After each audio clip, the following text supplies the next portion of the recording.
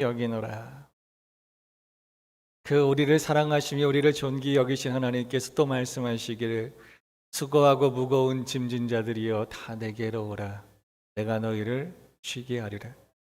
오늘 우리의 그 모든 마음들이 우리 하나님이 우리를 부르시는 그 부르심 가운데 함께 나와 이 시간에 그 하나님 앞에 예배합니다. 찬양합니다. 경배합니다.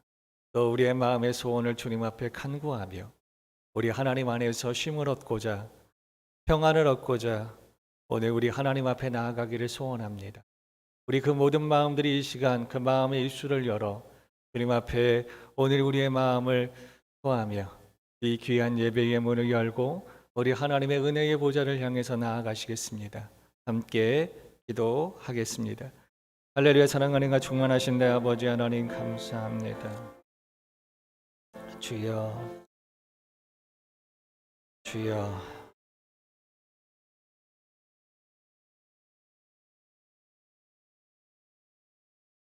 아버지 하나님 오늘 우리 가운데 함께 하시는 주님을 감사 나아가기를 원합니다.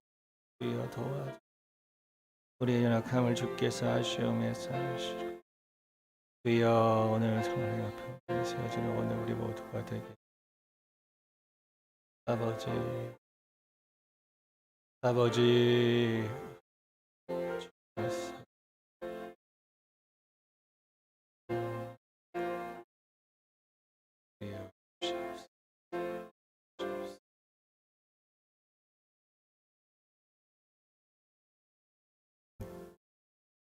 온 땅이여 여호와께 즐거운 찬송을 부를지어다. 기쁨으로 여호와를 섬기며 노래하면서 그 앞에 나아갈지어다. 우리가 여호와가 우리 하나님이신 줄 너희는 알지어다. 그는 우리를 지으신 이요 우리는 그의 것이니 그의 백성이요 그의 기르시는 양이로다. 감사함으로 그의 문에 들어가며 찬송함으로 그의 궁정에 들어가서 그에게 감사하며 그 이름을 송축할지어다. 여호와는 선하시니 그의 인자하심이 영원하고 그의 성실하심이 대대에 이르리로다. 아멘. 할렐루야. 우리 하나님의 높으신 성호를 찬양하며 경배합니다. 또 오늘 우리를 향하여 베풀어 주시는 그 크신 은혜와 그 풍성하신 사랑 가운데 감사함으로 주님을 예배하기를 소원합니다. 주여 오늘 우리 예배 가운데 임재하여 주옵소서. 오늘 우리가 드리는 이 예배를 우리 하나님의 영광으로 삼아 주시옵소서. 또한 주님 앞에 영광 돌리기를 기뻐하는 오늘 우리의 마음이 주님의 새로운 은혜 앞에 갈급한 마음의 심령으로 섰사오리. 주여 하늘에는 영광이 오늘 우리에게는 큰 은혜의 평화의 시간이 되게 하여 주옵소서. 예수님의 이름으로 기도합니다. 아멘. 다 같이 일어나셔서 찬송가 2장을 찬양하시겠습니다.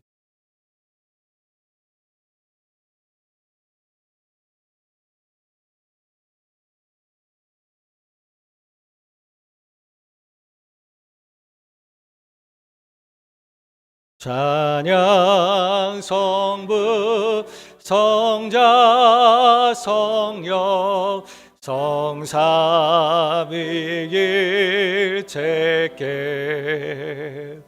영원 무궁하기까지 영광을 돌리세 영광을 돌리세 아멘. 하나님은 영이시니 예배하는 자가 영과 진리로 예배할지니라. 아멘. 자리에 앉으시겠습니다.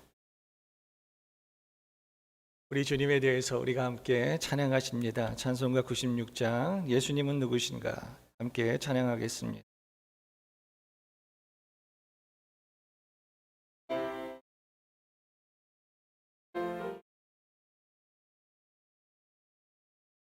예수님은 누구신가 우는 자의 위로고와 없는 자의 풍성이며 전악한 자의 높음과 잡힌 자의 노임 되고 우리의 기쁨 되시네. 예수 그님은 누구신가? 약한 자의 강함과 능먹은 자의 빛이시며 병든 자의 고침과 죽은 자의 부활되고 우리의 생명 되시네. 예수 그님은 누구신가? 죽은 자의 정함과 죽을 자의 생명이며 그의 중보와 자의 구원되고 우리 평화 되시네. 예수 그님 온 교회의 머리와 온 교회의 머리와 온 세상의 구주시며 모든 왕의 왕이요 심판하실 주님 되고 우리 영광 되시네. 아멘. 성시 교독하시겠습니다. 교독문 130번 주간 첫 번째 것입니다. 이튿날 요한이 예수께서 자기에게 나아오심을 보고 이르되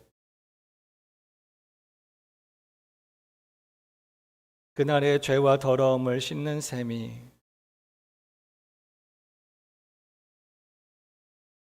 이러므로 나의 마음이 기쁘고 나의 영도 즐거워하며 내 육체도 안전히 살리니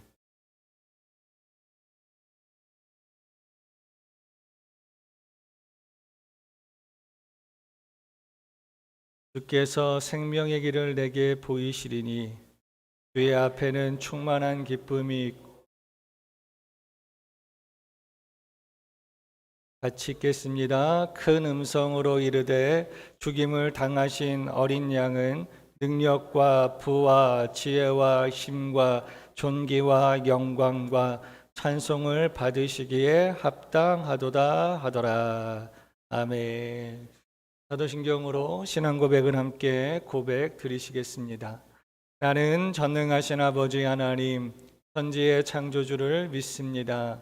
나는 그의 유일하신 아들 우리 주 예수 그리스도를 믿습니다.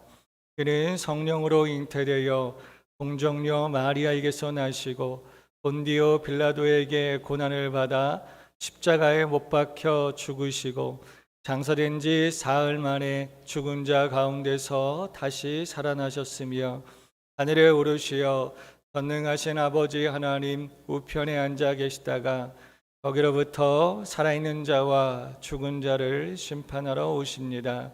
나는 성령을 믿으며 거룩한 공교회와 성도의 교제와 죄를 용서받는 것과 몸의 부활과 영생을 믿습니다. 아멘. 우리 자신과 우리의 주변에 있는 이들을 축복합니다. 우리에게 향하심 여호와의 인자하심이 크고 크도다 크시도다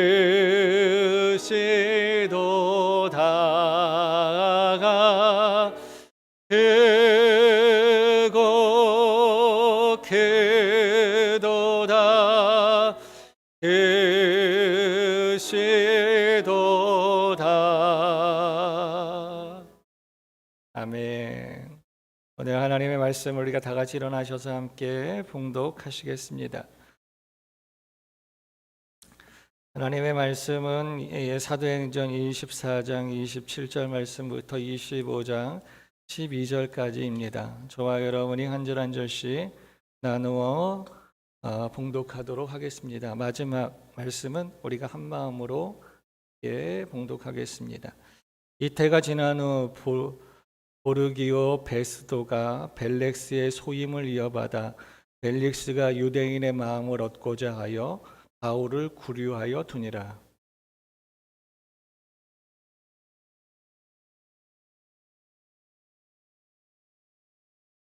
대제사장들과 유대인 중 높은 사람이 바울을 고소할세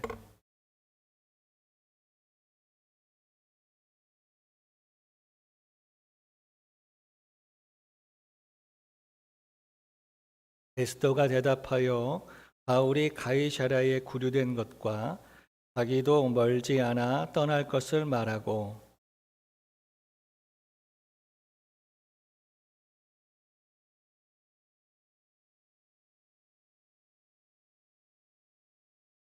베스도가 그들 가운데서 8일 혹은 10일을 지낸 후 가이사랴로 내려가서 이튿날 재판 자리에 앉고 바울을 데려오라 명하니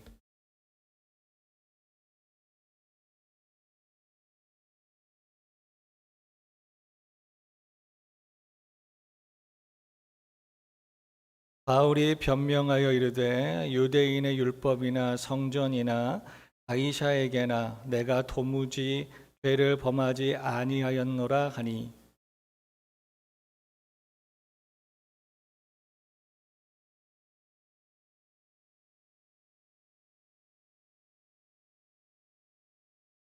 바울이 이르되 내가 가이사의 재판자리 앞에 섰으니 마땅히 거기서 신문을 받을 것이라. 당신도 잘 아시는 바와 같이 내가 유대인들에게 불의를 행한 일이 없나이다.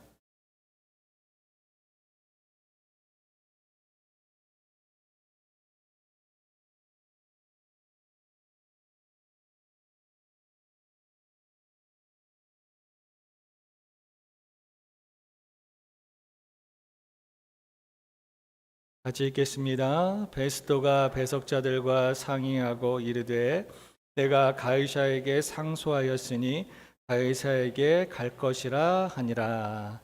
아멘. 오늘도 귀하고 좋은 분들이 우리와 함께 하십니다. 우리 서로를 보면서 한번 인사하시겠습니다. 만나서 반갑습니다. 우리 2층에 오신 분들이 좀 계십니다. 김용식 집사님 가족분 오랜만에 함께 뵈어서 너무너무 감사합니다. 또 우리 박경혜 원사님께서 자리에 와 계십니다. 감사. 주님과 같이 앉아 계셔서 여러분들이 두리번거리셔도 못 보십니다. 네. 2층에 귀한 분들이 우리와 함께하고 계셔서 너무너무 신임 권사님 오늘 헤어스타일 너무 매력이 있어요. 제가 지금 잘 안 보이는 건지 잘 모르겠는데 제 눈에는 아주 이제 봄이 다가오고 있는 것 같습니다. 여러분들의 옷 색깔들이 다양해지고 계시거든요. 봄이 오는 계절처럼 우리의 옷 색깔이 다양해지는 것. 오늘 하나님께서 우리에게 베푸시는 우리가 꼭 같은 은혜가 필요한 것이 아니어서 이 같은 은혜와 다양한 은혜가 이 봄 3월에 우리 하나님의 교회와 가정들 가운데 넘쳐나시기를 주의 이름으로 축복합니다. 오늘 말씀은 사도행전 24장의 뒷부분과 25장에 걸쳐 있는 이야기입니다. 이곳에는 세 부류의 사람이 나오죠. 한 사람은 우리가 알고 있는 주인공인 바울이라고 하는 사람. 이 바울을 사이에 두고 일어나고 있는 2년 동안 일어나고 있는 이 일들에 대한 이야기입니다. 그 당시에 이제 총독이었던 벨릭스라고 하는 사람, 벨릭스라고 하는 사람과 또 후임 총독이었던 베스도라고 하는 사람, 다 합쳐서 총독들과 그리고 바울을 고발한 유대의 종교 지도자들에 대한 이야기입니다. 이 이야기가 2년에 걸쳐서 우리가 보니까 이 24장 27절에 보니까 이태가 지난 후라는 표현이 있어요. 이태가 지난 후 2년 동안 시간이 흘러간 거예요. 모한 상태로 바이샤라에 바울이 포송해서 와서 벨릭스라고 하는 사람을 통해서 재판을 받고, 그리고 시간이 2년 정도가 흘러갔어요. 2년이 지난 후에 이제 후임 총독인 보르기오 베스도라고 하는 사람이 후임을 이어받았다. 그러니까 총독으로 임명을 받았다 그런 거죠. 근데 그 2년 동안 벨릭스가 뭐 했냐면 바울을 부류했다 그래요. 오늘 우리가 지난주에 성경을 보았기 때문에 앞줄을 너무 많이 앞으로 가면 양이 너무 많아져서 성경을 읽지 않았는데, 그 앞에 보면 우리가 지난주에 봤던 이야기가 이 벨릭스라고 하는 이 사람이 바울과 함께, 그러니까 2년이라고 하는 시간을 가이사랴에서 같이 보낸 거예요. 이 2년 동안 벨릭스는 그러면 바울과 교제하면서 어떠한 상태로 변화됐을까? 우리가 그러잖아요. 좋은 친구 옆에 있으면 사람이 어떻게 되잖아요. 어떤 친구 옆에 있으면 어떻게 되잖아요. 근데 이 벨릭스라고 하는 이 사람은 바울이라고 하는 이 사람과 제일 가까이 있었던, 그리고 그 사람이 마음만 먹으면 언제든지 바울을 불러다가 같이 이야기를 할 수 있는 사람이, 그만큼의 거리와 그만큼의 지위를 가지고 있었어요. 결과적으로 벨릭스는 그 바울이 가까이 있는 효과를 누리지 못해요. 벨릭스라고 하는 이 사람이 바울을 가까이에서 가끔 뭐 했냐면 불러다가 교제도 했대요. 오늘 성경의 앞절에 24절부터 27절을 쭉 읽어보면 자주 불러 같은 이야기를 하더라. 26절 말씀을 제가 읽어보면 동시에 또 바울에게서 돈을 받을까 바라는 고로 더 자주 불러 같이 이야기하더라. 벨릭스는 바울을 가까이 있었고, 그리고 실제로 그가 마음만 먹으면 언제든지 부를 수 있었고, 그리고 그는 실제로 바울을 자주 불러다가 이야기를 했대요. 근데 무슨 이야기를 했냐면 같은 이야기를 했대요. 26절에 보면 그렇게 돼요.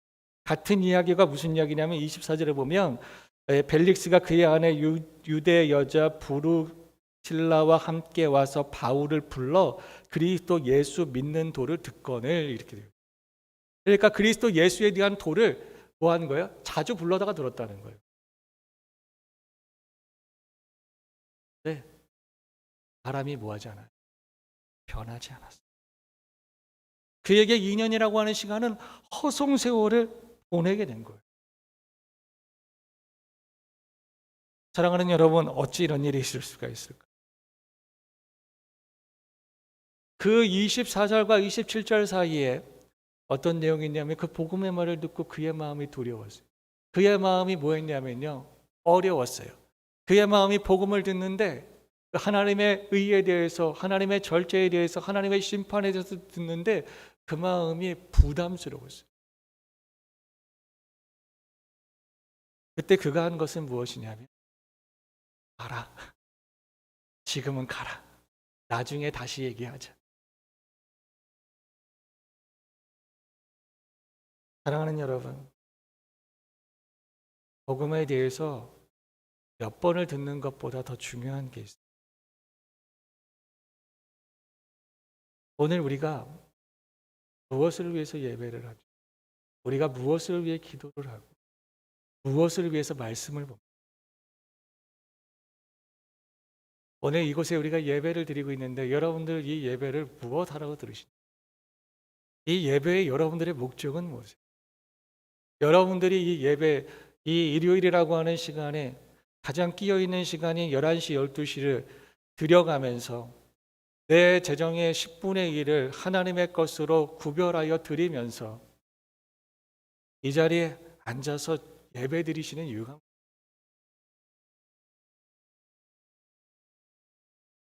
바울을 불러다가 벨릭스가 이야기를 듣는 이유가 뭘까요? 오늘 성경은 한 가지 얘기합니다. 돈을 받을.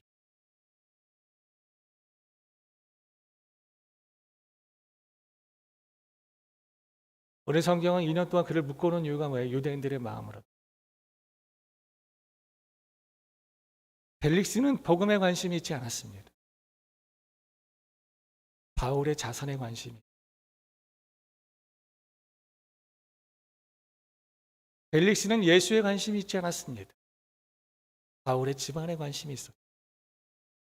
어쩌다가 나면서부터 그 오래전부터 로마 시민권을 샀대. 그 집안은 도대체 뭐하는 집안이고 그 아버지는 그 할아버지는 도대체 뭘 하는 사람이래. 그래서 어떻게 그렇게 돈이 많아서 어떻게 지위가 있어서 로마의 시민권을 예배를 드리는데 기도하는데 말씀을 보는데 우리 벨릭스의 목적 이거 하면 그래서 돈이 오는 거야? 이 기도하면 지위가 오는 거야? 이 기도하면 성공이 오는 거야? 이 지위하면 사람이 붙는 거야? 그의 온통의 마음, 그 온 마음이 거기에 꽂혀 있었어요. 내가 예배를 드려, 가정의 예배를 드리고 일주일에 한 번 교회의 예배를 드리고 일터의 예배를 드려. 근데 그 이유가 이것을 통해서 우리 하나님의 은혜, 우리 하나님의 역사, 우리 하나님의 경영, 우리 하나님의 나라, 우리 하나님의 영광이 하는 게 아니라 이거 하면 돈 생겨? 이거 하면 사람 생겨? 이거 하면 편해져? 이거 하면 풍성해져? 이거 하면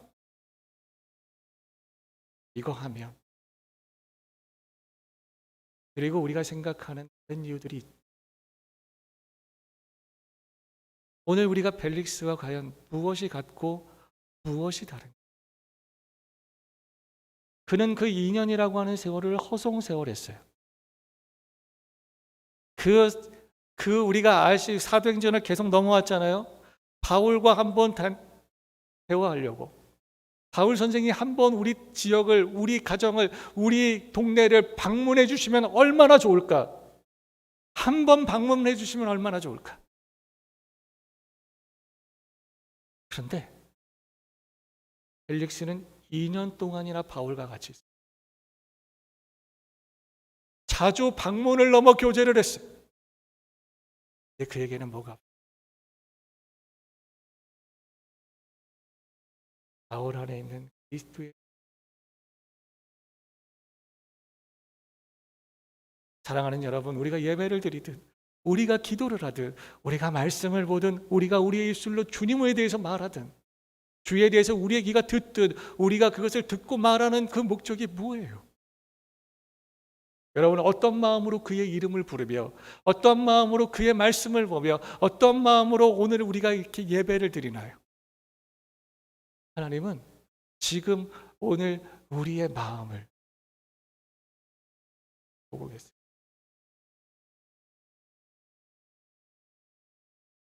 사랑하는 여러분, 횟수가 중요한 게 아니에요. 우리가 우리 하나님 앞에 어떠한 마음으로 서 있냐가 더 중요해요. 횟수가 중요하지 않아요.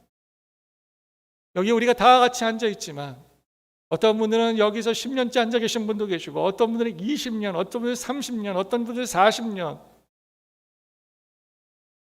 우리가 40년 가까이 되고 있는 거예요. 제가 30주년 하면서 들어왔기 때문에 아마 40년. 더 중요한가? 벨릭스가 바울을 몇 번 만났냐가 중요한 거예요.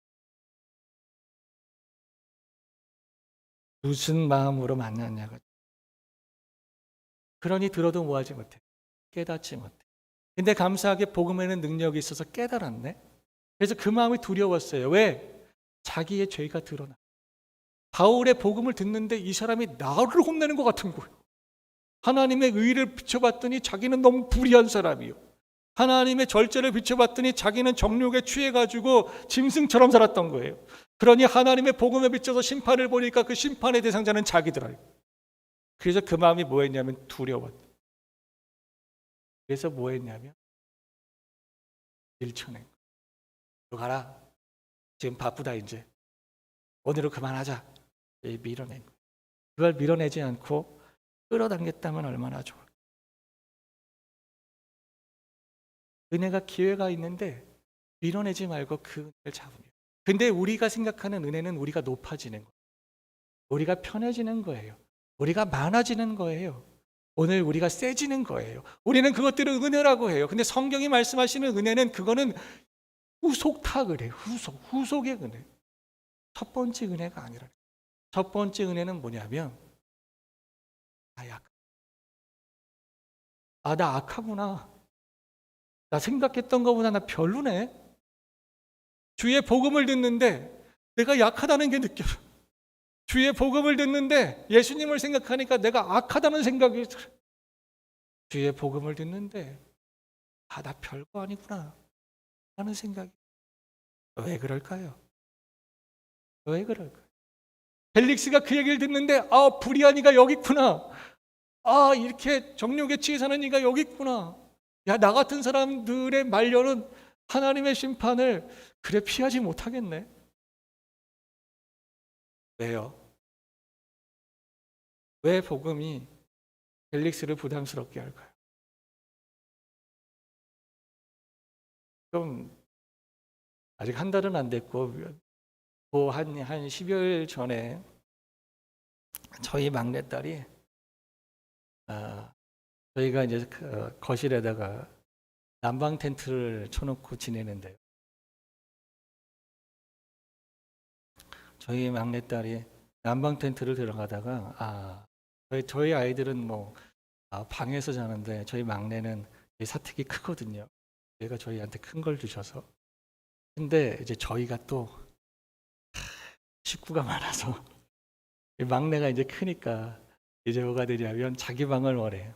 그래서 거실 한 켠에다가 책상도 놓고 난방 텐트를 이렇게 딱 써놓고, 난방 텐트가 사방에 텐트니까 벽이잖아요. 그게 방이다 그래가지고 이렇게 줘요. 근데 거길 들어가다가 뭐 장소를 이렇게 나눠 쓰다 보니까 들어가다가 책상 모퉁이에 눈과 눈썹 사이가 찧었어요. 그래가지고 애가 여기서 피가 이렇게 쫙 나는 거예요. 찢어졌어요. 그래가지고 이제 병원 응급실에 가는 샘병원을 가면 우리 군포지샘병원이 저희 교회 후원 병원입니다. 여러분들도 자주 이용하시면 됩니다. 우리 교회 성도들 같은 경우에 아마 10% 정도의 혜택이 있는 걸로 알고 있습니다. 갔어요. 근데 이제 그분이 보자 그럽니다. 딱 첫 마디가 이거야. 얼굴 쪽에 상처가. 저희는 성형과가 없습니다. 그래요. 그래서 그렇지 않아도 들어가면서 제가 저희 아내와 식구들한테 얘기했거든요. 샘병원으로 오는 게 어쩌면 아닌지도 모르겠다. 병원이 규모가 애매모호하니까 이 여자애인데 그래서 하여튼 갔어요. 가면서 이제 한번 상처를 보여주고 여기서 꼬맬 건지 아니면 안 꼬매도 되는 건지 아니면 딴 데로 가야 하는 건지 그때 알았어요. 우리나라 응급실 안에서 성형의가 있는 응급실은 많지 않대요. 그래서 성형의가 있는 응급실을 알아보고 가면 되는데 그 당시 이제 한림대병원은 있었고 샘병원은 없었어요.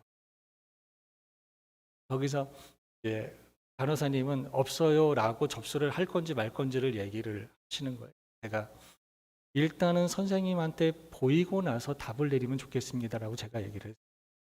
일단은 선생님한테 보이고 나서. 그러면 진찰을 받고 하시겠습니까? 그래서 예. 그래서 가니까 선생님이 그럼 보자 그러더라고요.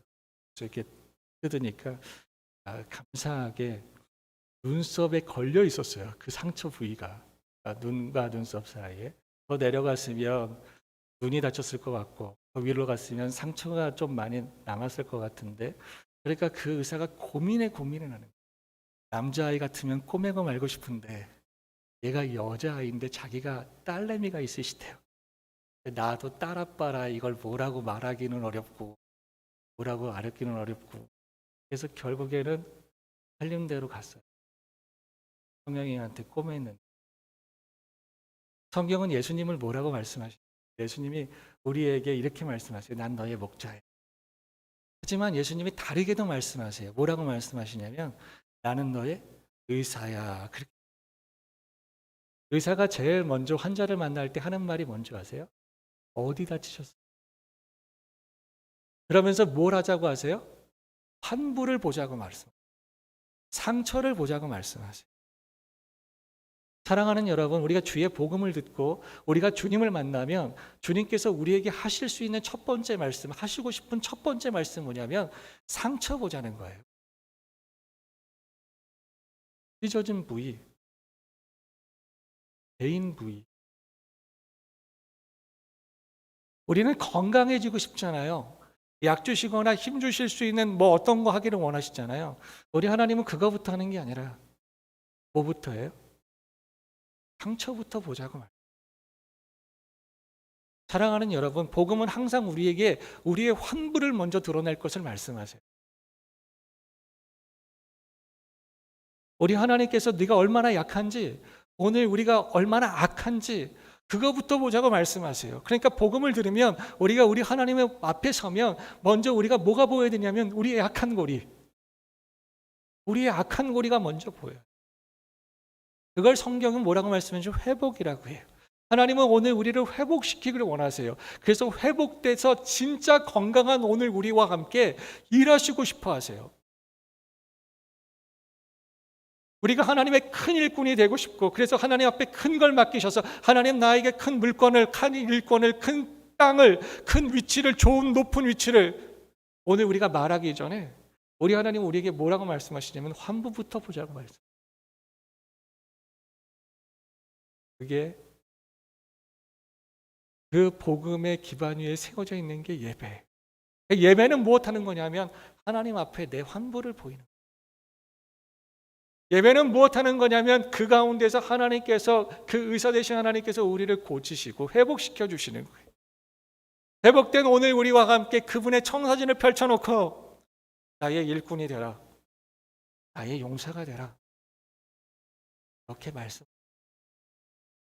사랑하는 여러분, 여러분의 예배에, 여러분들의 그 가정에서나 어디서나 여러분들의 교제에 그 하나님 앞에 보여지는 환부가 있어요. 사람들한테 보여주면 저 약하니까 저 사람 데려가면 안 돼.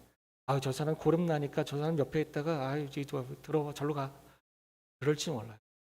그러나 우리 하나님은 우리의 무엇 되기를 원하시니까? 의사 되기를 원하시니까. 다른 이들은 웬만하면 보지 않고 싶어 하시는 것, 그거를 우리 하나님은 먼저 보고 싶어 하세요. 사랑하는 여러분, 진짜 하나님 앞에 먼저 보여드리고 싶은 것이 오늘 우리 모두 다 있잖아요. 세상에는 사람들 앞에는 잘 못 보여드려도 우리 하나님 앞에는 보여드려야 할 것들이 있어요.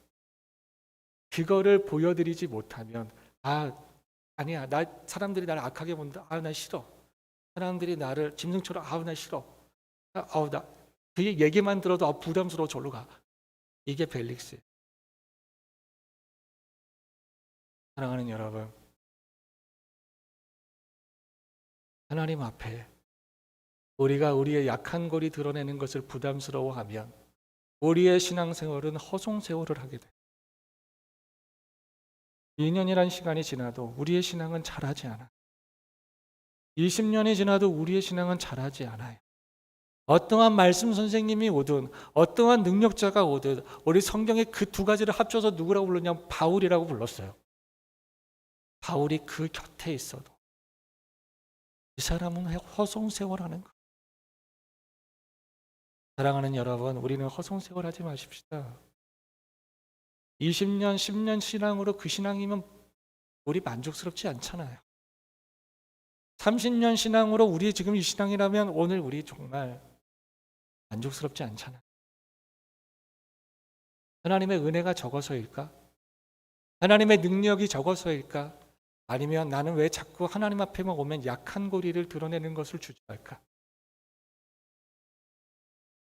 하나님 앞에 온전히 회복되고 건강해져서 주님의 일꾼이 되고 큰 일꾼이 되고 용사가 되고 큰 용사가 돼야 되는데 나는 어디서 지금 잘못된 것일까?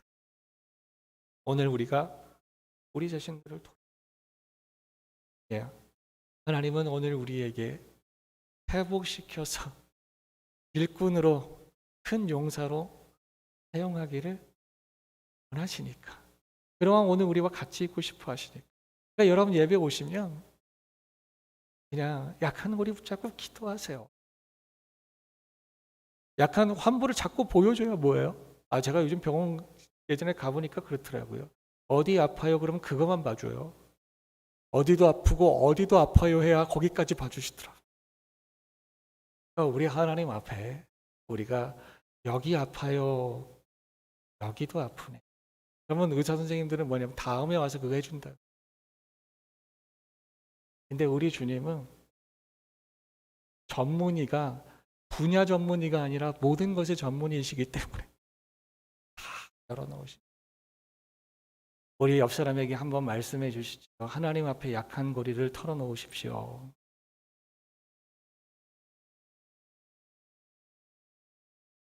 한 말씀만 더 해주세요. 하나님께서 당신을 치료하기를 원하십니다.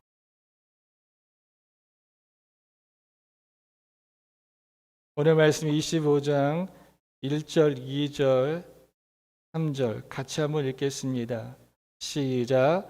베스도가 부임한 지 3일 후에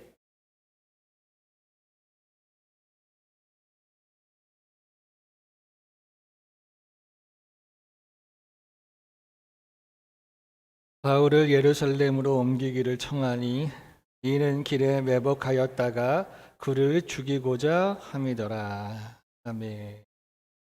베스도가 이제 벨릭스는 지나갔고요. 베스도가 왔는데 이 사람이 가이사랴에 도착하고 하루 쉬었다가 3일째 되는 날에 그 당시 유대의 총독이니까 유대에서 가장 중요한 도시가 예루살렘이잖아요. 그래서 예루살렘으로 올라갔어요. 근데 오늘 성경의 2절을 보면 예루살렘으로 베스도가 올라오길 기다린 사람들이 있죠. 그들이 대제사장들과 유대인 중 높은 사람들이래요. 그들이 기다리면서 뭘 하려고 해요? 바울을 고소하려고. 그러니까 베스도가 올라오기 전부터 그들끼리는 다 얘기를 했겠죠. 새로 취임 총독이 오는데 올라오면 우리가 다른 건 몰라도 이 얘기는 하자. 우리에게 총독 부임 선물로 우리에게 바울을 예루살렘으로 데려와서 끌고 와서 오늘 우리 안에서 우리 앞에서 신문 받게 해라. 당신 총독으로 왔으니 우리 같이 협조해서 이 나라 잘 다스리려면 이 정도는 호의를 베풀어줘야 되는 거 아니냐. 이렇게 하면 아마 베스도가 크게 자기 돈 달라는 것도 아니고 자기 지위 걸고 해달라는 것도 아니고 그냥 유대인 제수 로마 시민권을 가진 유대인 제수 하나 예루살렘으로 올라와서 신문받게 해달라는 이 얘기 안 들어주겠냐. 이런 생각을 가지고 요청을 하죠. 그리고 3절에 보면 예루살렘에서 신문을 받는 게 목적이 아니라 예루살렘으로 올라오는 길에 매복하였다가 그를 죽이고자 합니다. 예. 우리 이거 많이 본 것 같아요. 그죠? 그 전에 안토니아 요새에서 그 예루살렘에 있는 요새에서 가이사의 총독 관저까지 이송할 때에 그 길에서 뭐 하려고 했어요? 죽이려고 했어요. 언제? 2년 전에. 근데 2년이 지났는데도 여전히 뭐 한 거예요? 똑같은 거예요. 어쩌면 더 강해졌을지도 몰라요. 뭐 하려고? 바울은 꼭 죽여요. 바울은 꼭 죽여요. 신임 총독이 왔으니 우리에게 뭔가 우리와 함께 뭐 하는 거예요? 이제 우리 그러잖아요. 우리가 뭐라 그러죠? 이렇게 새로 오면 다 인사 다니잖아요. 이렇게 다니면서 앞으로 잘 부탁드립니다. 대지는 앞으로 잘해 봅시다. 막 이런 얘기 하러 다니잖아요. 그럴 때 서로가 한 가지씩 얘기하면 좀 들어주고 그러잖아요. 웬만하면. 이 사람들은 안 바뀌었어요. 2년이라고 하는 시간 동안 도대체 뭐 한 것이지? 이들이 또 보통 사람들이 아니에요. 2절에 보면 대제사장들과 유대인들 중에서 높은 사람들, 장로들 되겠죠. 이 사람들 도대체 예배를 어떻게 드리는 거야? 아직도 모르네. 바울 안에 있는 예수 그리스도에 대한 하나님의 선하신 계획하심, 그 풍성하신 은혜와 그 놀라운 사랑 아직도 몰라. 적어도 매 안식일 날만큼은 가서 예배를 드릴 거 아니에요. 예배를 드리면서 제물을 골라 드릴 거 아니에요. 하나님, 내가 죄인입니다. 근데 나를 용서하시기 위해서 이 소에게, 이 양에게, 이 비둘기에게 나의 죄를 전가시킵니다. 나로 하여금 저의 죽는 모습을 지켜보면서 뭐하도록? 죄를 뼈저리게 회개하고 다시는 그러지 마라. 매번 할 거 아니에요. 매번. 그 짐승을 자기가 잡을 거예요. 제가 볼 때 어떤 분들은 말씀하세요. 양을 잡는데, 소를 잡는데 이렇게 한 번에 찔러갖고 죽이 깔끔한데 이게 잘 안 되고 막 그래요. 가끔 그런 생각을 해요. 몇 번 하면 우리 모두가 다 생활의 달인이 되지 않을까. 그래가지고 처음에야 뭐 몇십 번 찔러도 안 됐다고 하지만 한 100번 찔렀는데 몇십 번 아직도 찔러야 된다면 그 사람은 거기에 재능이 없는 거지. 하지만 그게 만약에 그게 재능이 되고 생활의 달인이 돼버렸어요. 그게 뭐가 됐다는 거예요? 형식이요. 아무 느낌 없고 아무 마음 없어요. 사랑하는 여러분, 이 대제사장들과 유대인들이 왜 하나님의 마음을 그렇게 몰라요? 쉽게 얘기하면 완악했기 때문이죠. 우리 벨릭스에 대해서 이야기할 때 같이. 그러나 그보다 더 중요한 게 뭐냐면 이들의 예배는 형식적이었어요. 제물한테 전가할 때 그 짐승에 대한 마음이 없어요. 하나님에 대한 마음이 없어요. 예배를 드리든 기도를 하든 그 안에 우리의 마음이 없으면 이 당시 제사장들과 우리가 다르지가 않아요. 형식적인 믿음은 오늘 우리를 성장시키는 게 아니라 오늘 우리를 고착화시켜요. 차라리 그게 없어 새로 시작한 이들보다 나중에 추월당해요. 지금은 내가 기도를 더 잘하는 것 같지만 내가 지금은 예배를 더 잘하는 것 같고 내가 하나님을 더 잘하는 것 같지만 곧 그 마음으로 주님을 만나서 그 마음이 주님과 교제하는 사람들의 그 신앙, 그 믿음을 오늘 우리가 따라갈 수 없는 시절이 와요. 형식화된 믿음들은, 형식화된 예배들은, 형식만 있고 그 안에 마음이 내용이 없는 이들은 어느 순간 나도 모르게 내가 딱딱해져 버려요. 그래서 내가 꼼짝달싹할 수 없게 돼서 내가 나의 성장에 가로막히게 돼요. 저는 이 시대의 많은 교회와 성도들이 이 바로 형식화된 예배와 기도로 인해서 다른 이들은 시간이 지났으니까 성장했을 거라고 생각해요. 그래서 직분도 맡기고 직임도 맡겨요. 그래서 교회 내에서 어떤 일들 하는 거 보니까 시간도 오래되고 연수도 많은데 교회 일도 하니까 저분 대단한 신앙인인 줄 알아요.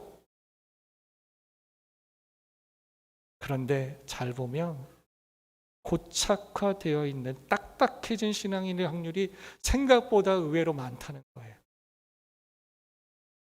사랑하는 여러분, 여러분 딱딱한 신앙인은 아니시죠?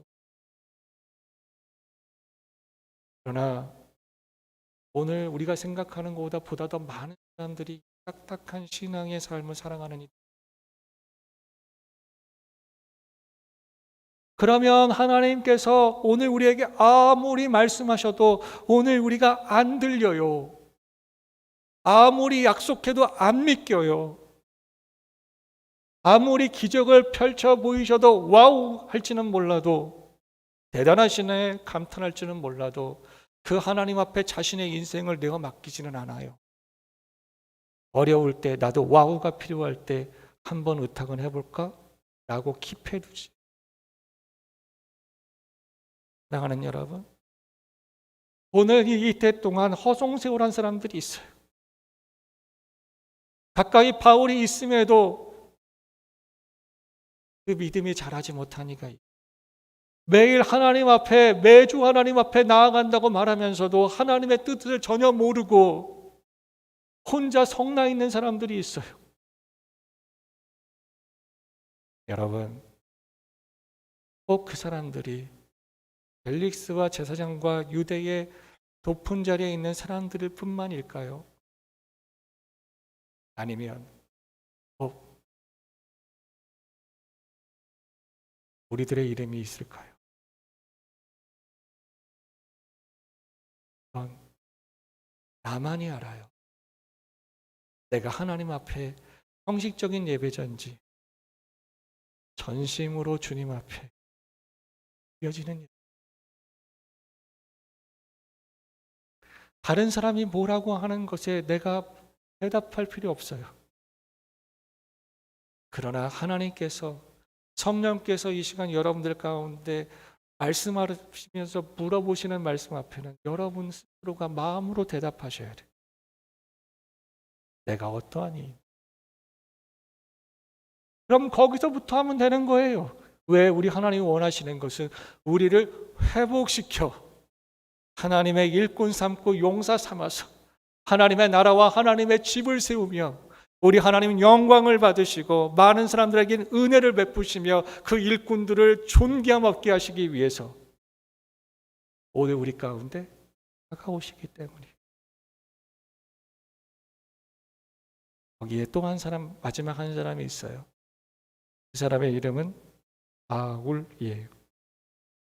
우리 성경에 있는 말씀을 조금 함께 같이 보겠습니다. 저기 있는 말씀 같이 한번 보실게요. 저 뒤쪽입니다. 10절 말씀 같이 읽겠습니다. 시작. 바울이 이르되 내가 가이사의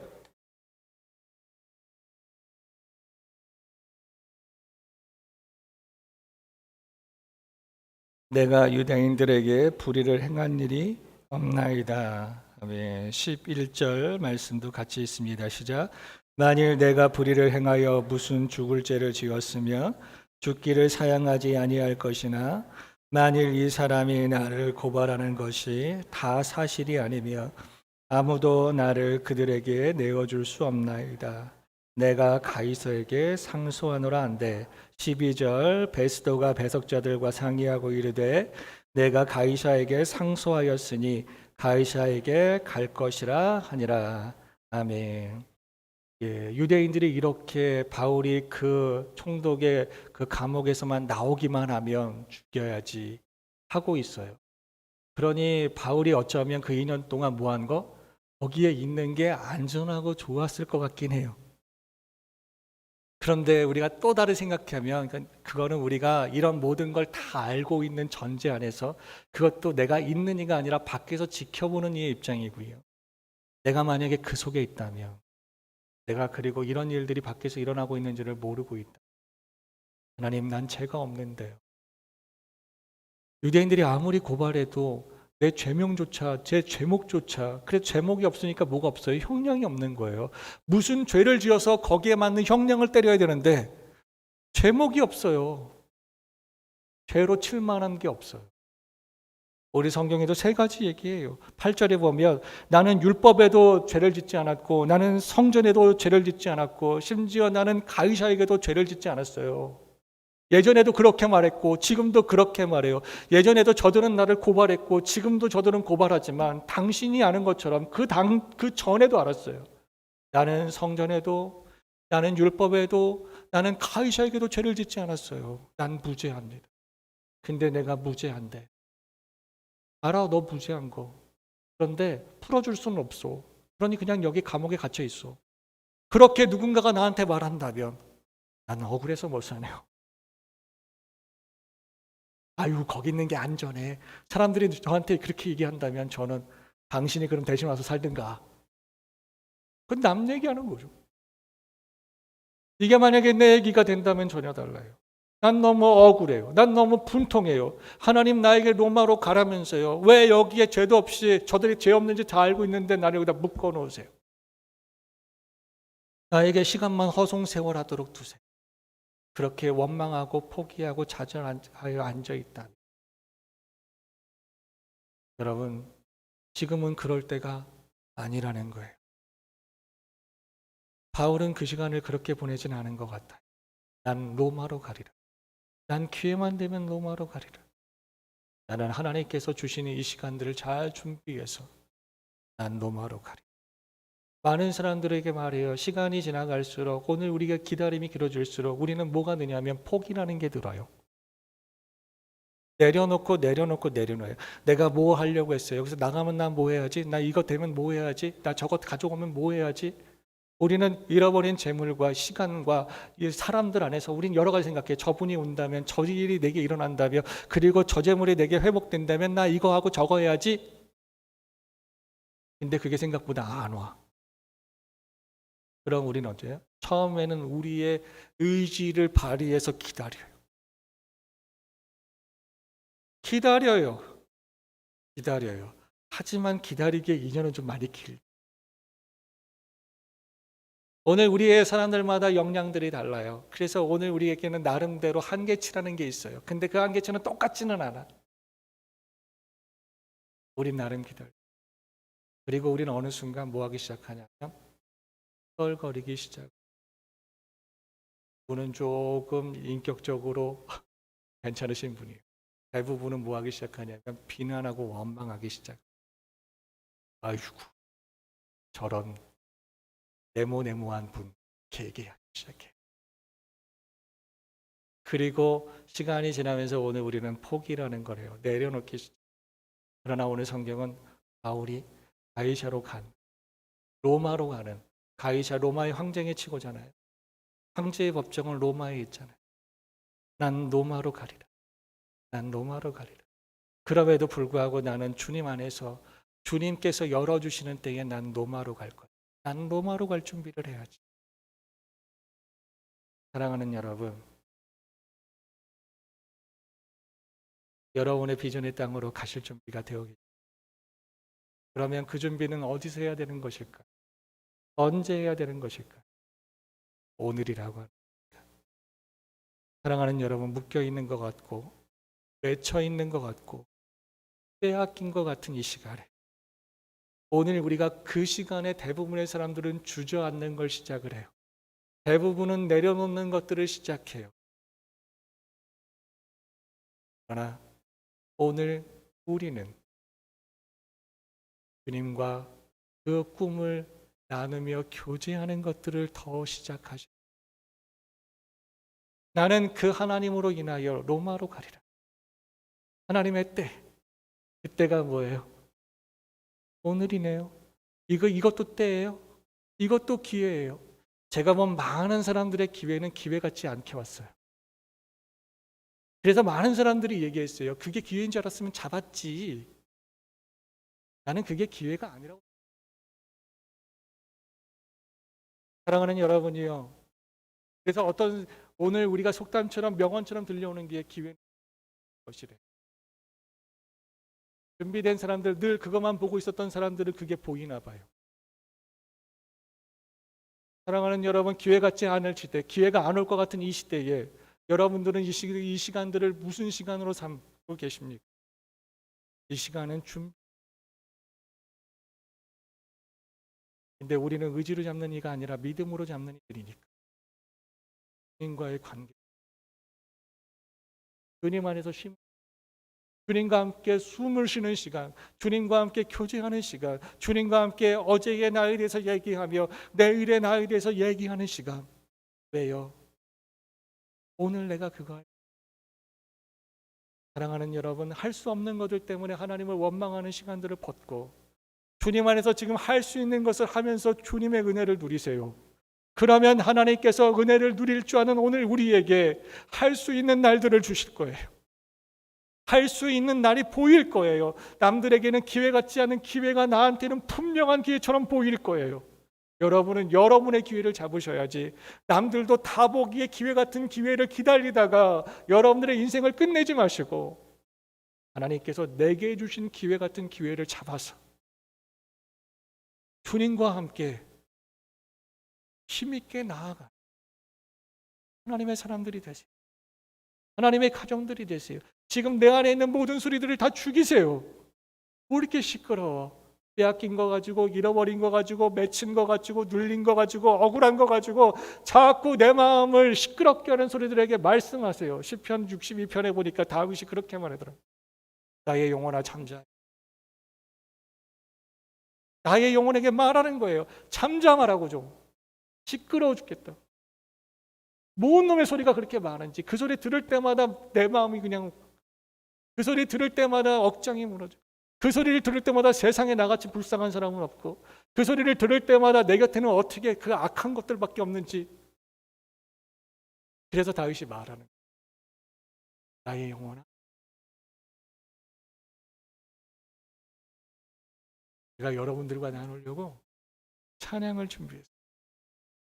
그리고 저기 PPT에는요 말씀도 준비해놨는데 찬양을 불러보다가 음표가 잘 안 맞는 것 같으면 말씀 읽고 끝내려고 했는데 우리 주영자매님께서 되게 잘 맞춰주셔서 용기가 났어요. 그래서 찬양으로 우리 한번 같이 찬양하시겠습니다. 두 번째 곡이었어요. 그죠? 우리 찬양하시면서 준비하신 예물 봉헌 드리십니다.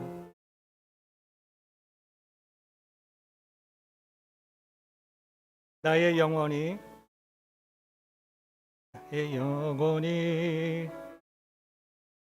잠잠히 하나님만 바라며 나의 구원이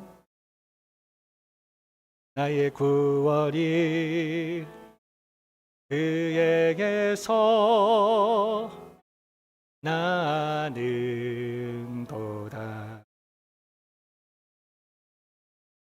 나의 영혼아 잠잠히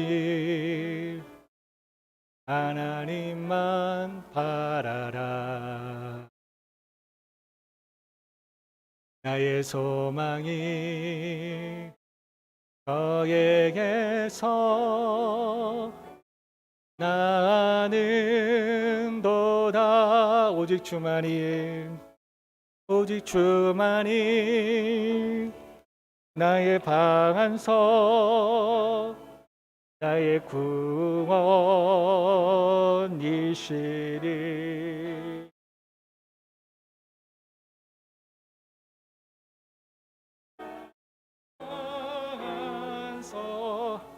내가 요동치가니. 우리 2절도 함께 찬양합니다. 나의 영혼이 간절히 나의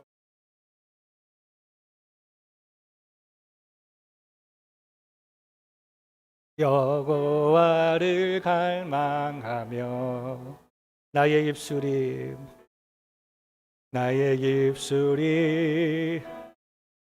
여호와를 찬양하. 나의 영혼이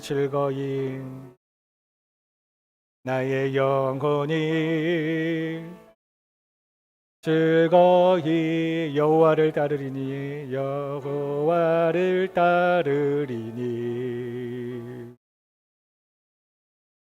나의 평생에 저에게서 나는도다. 오직 주만이 나의 방안서 나의 구원이시니. 오직 주만이 나의 상한서 내가 요동치 아니하. 오직 주만이 나의 반석 나의 방안서 나의 구원이시니. 나의 구원이시니.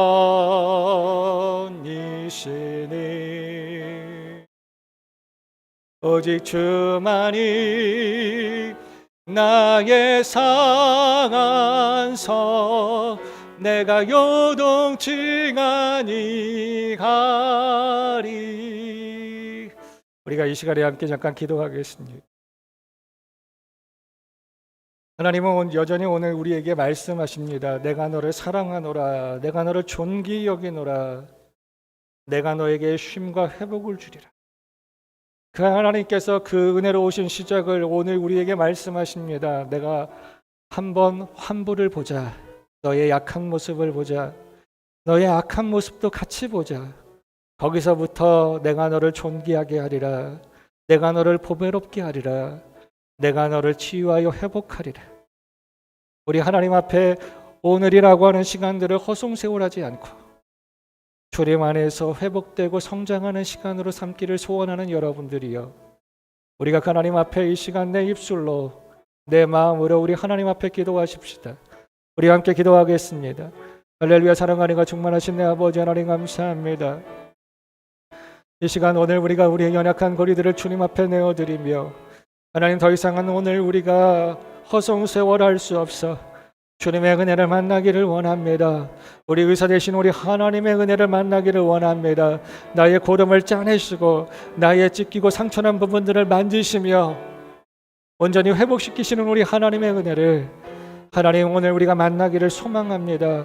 더 이상은 오늘 우리가 그냥 형식적인 신앙의 모습으로 믿음의 모습으로 예배자의 모습으로 있지 않기를 소원합니다.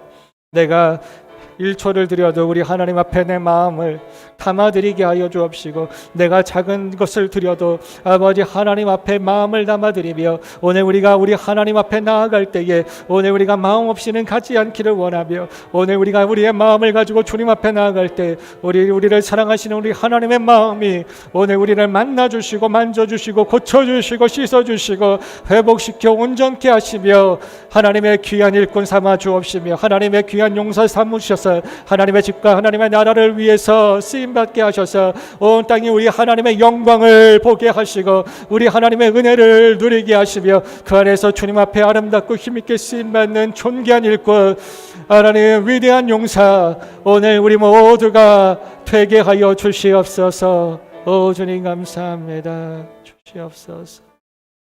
사랑하는 주님 감사합니다. 우리의 기도가 주께 있사오니 주님께서 우리의 기도를 들어 주옵시며 우리의 마음을 받아주시며 하나님의 마음, 하나님의 사랑, 하나님의 마음, 하나님의 은혜, 하나님의 마음, 하나님의 고치시며 회복시키시며 씻기시는 귀한 은혜가 오늘 우리 거설한교회의 것이 되게 하여 주옵소서. 예수님의 이름으로 기도합니다. 아멘. 교회 소식을 말씀드리겠습니다. 2021년도 성령으로 충만한 삶이라고 하는 말씀의 표를 가지고 같이 나아가고 있습니다.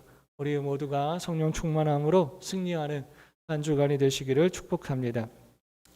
이번 주에 광고는 하나입니다. 내일부터 저녁에 7시 반에 저희가 함께 모여서 기도 예배로 드리려고 합니다. 저희가 매년 정기적으로 하고 있는 부활절을 앞둔 2주간 저녁 기도 예배로 여러분들 모두를 초대합니다. 우리 모든 마음들이 십자가 예수의 길을 따라 걸으면서 우리의 죄악된 모습들이 씻겨지고 악한 모습들이 사함받고 연약한 모습들이 우리 하나님 앞에 은혜를 힘입어서 온전하고 강건하며 오늘 우리가 그렇게 주님 앞에 세워지는 또 오늘 우리가 우리의 땅들을 세워가는 귀한 시간이 되기를 소망합니다. 저희가 오시는 만큼 지금 여기 계신 만큼 보다 더우셔도 저희는 방역의 수칙을 잘 지키면서 할 수 있습니다. 우리 더선한교회 주일 예배자들 모두는 같이 참여하시면 좋겠습니다. 7시 반에 당에서 하도록 하겠습니다.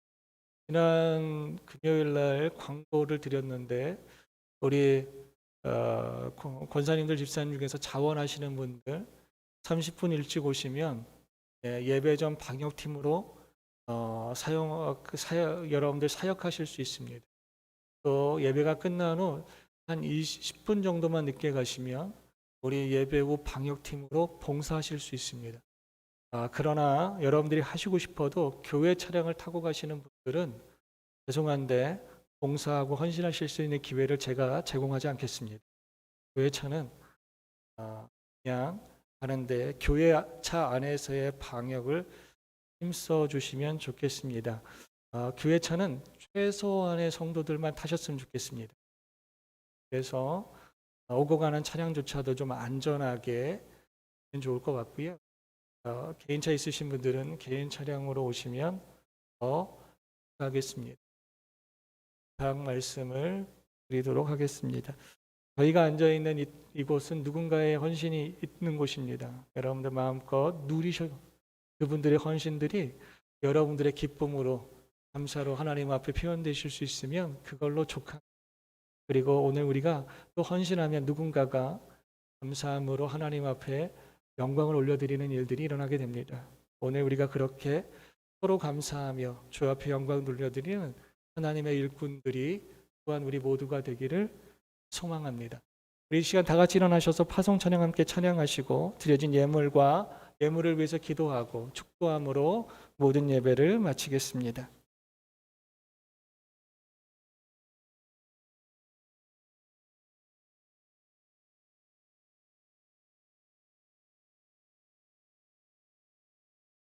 여기에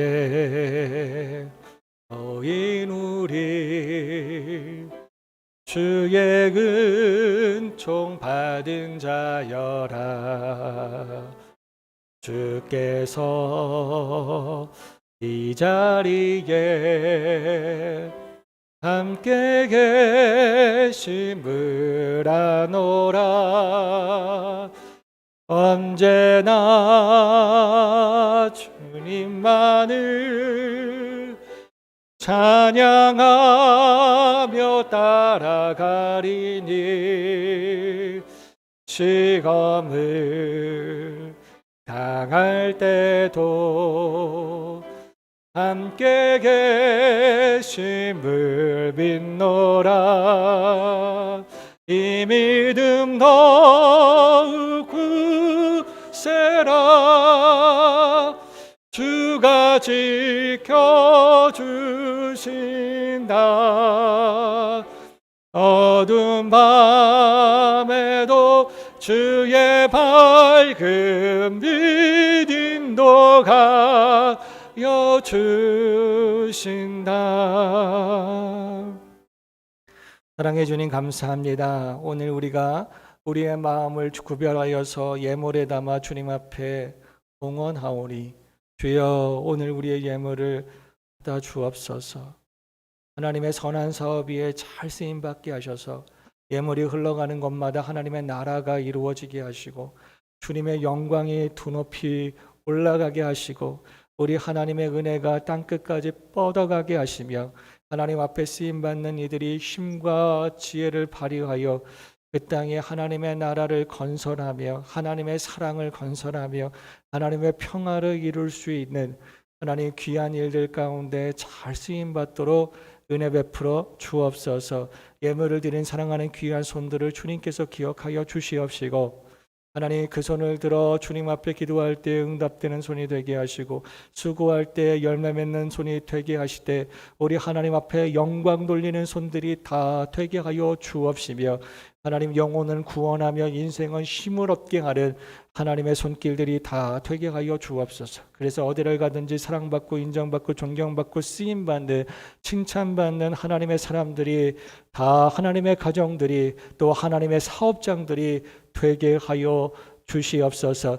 아버지 하나님의 가정마다 화목하게 하시고 땀 흘려 수고하는 일터들마다 잘 감당할 수 있도록 성령 하나님 지혜와 능력을 더하시며 또 화목의 사람들로 붙여주셔서 오늘 우리의 삶이 버거운 삶이 아니라 주님의 은혜 앞에 감사한 삶, 열매 있는 삶이 되게 하여 주옵소서. 또한 아버지 하나님의 예물 안에 담겨있는 주님을 향한 간절한 마음의 소원이 있습니다.